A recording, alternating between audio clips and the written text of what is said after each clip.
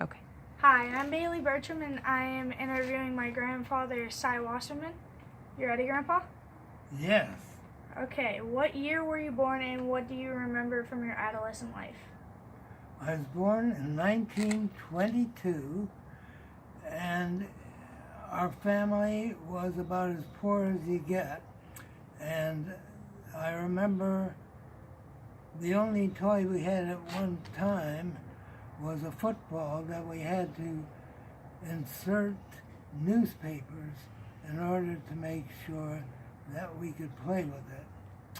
And otherwise, I used to spend time watching movies at the movie theater, which was, several blocks from our house, the Echo Theater. What I would do is on Saturday early, I would ask my mother for 15 cents, which was my allowance for the week, and I would go to the movie theater at about 2 in the afternoon, and I would pay 10 cents for the ticket and a nickel for a large ice cream cone.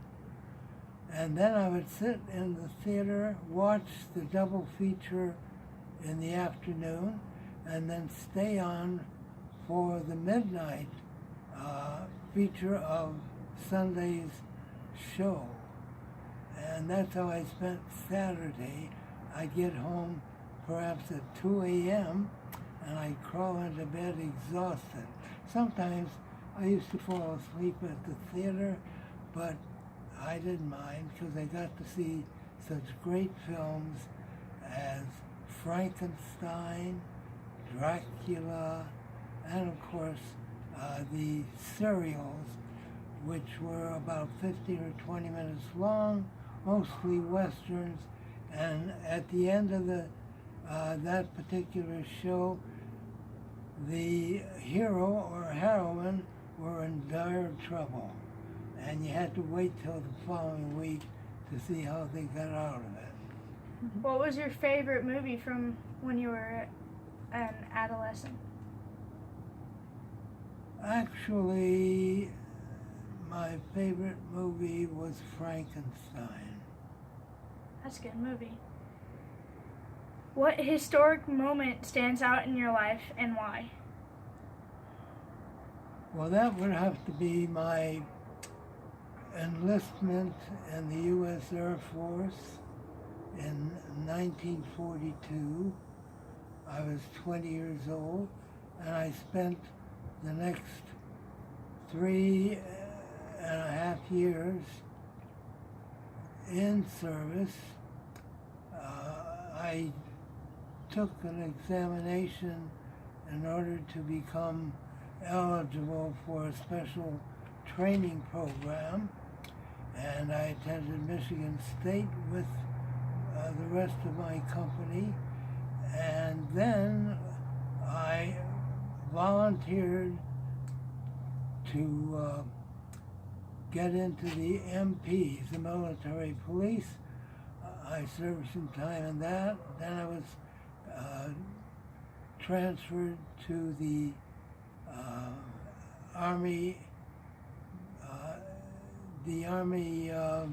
Medical Corps, and I served 18 months overseas in northern France. We landed there about 4 months after D-Day, when the American troops and the Allies landed in France. And that was probably the biggest segment in my life, although actually I'd signed up for the reserve, and I was called back up in 1951, served 9 months as the athletic supervisor at Beale Air Force Base, and that concluded 4.5 years of military life. What did you do in the Air Force? In the Air Force, I worked in the radio shack, but turned out I had a very bad sergeant in charge, so that was when I signed up for the special training. But the work that I did primarily was in northern France. I was in the headquarters section, and I served under the adjutant who worked with, of course, the company commander. But actually it was more than a company. There were 750 members of our hospital. 500 of them were enlisted men, and the other 250 were doctors, dentists, nurses, and related people. And we received the wounded and the sick from the front lines who were moving up through northern France. They were, when we first started, they were only 100 miles ahead of us, and of course eventually they managed to get to Germany and win the war. When and where were your parents born? My mother was born in Poland, a small town called Częstochow, and my dad was born in Russia. I have no idea which city, and as a matter of fact, I never really got to know him. The only contact I remember with him was when I was crying. I was about 2.5. He picked me up and consoled me, so that was it. What was one thing you remember doing with your mother? Well, Mother, of course, was extremely busy. There were 5 of us children. The oldest was a girl and 4 of us boys.